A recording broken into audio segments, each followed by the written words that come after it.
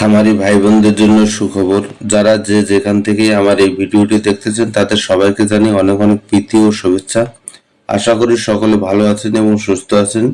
তো অনেক খামারি ভাই বোনেরা যারা পুলেট সংগ্রহ করে খামার করতে চান বা করবেন, নতুন এবং পুরাতন খামারি আছেন তাদের জন্য খুবই সুখবর। কারণ হচ্ছে অনেক খামারি ভাই বোনেরা ভাবতেছেন যে দূর দূরান্ত থেকে কিভাবে পুলেট সংগ্রহ করবেন এবং কিভাবে আপনারা খামার করবেন।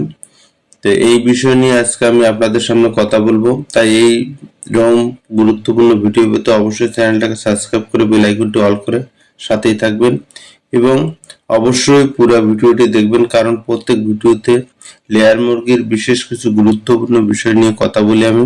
তাই আপনারা কখনোই ভিডিওটি মিস করবেন না, অবশ্যই পুরো ভিডিওটা দেখবেন।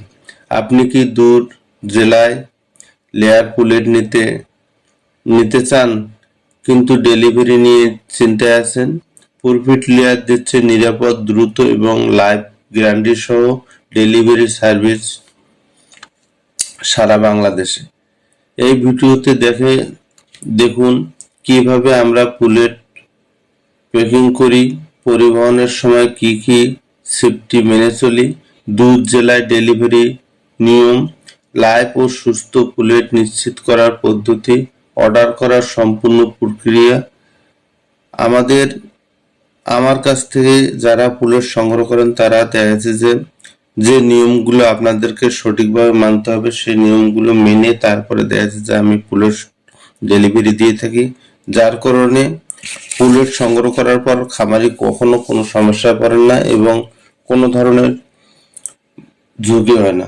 তাই আমি বলবো শুধু পুলেট সংগ্রহ করলেই হবে না, আপনারা যে কোনো জায়গা থেকে পুলেট সংগ্রহ করতে পারবেন যদি আপনারা সঠিক নিয়ম মানেন এবং পুলেট কোন সময় ডেলিভারি করতে হবে এবং পুলেট কিভাবে ডেলিভারি করতে হবে এই বিষয়গুলো আপনাদের জানা থাকা লাগবে।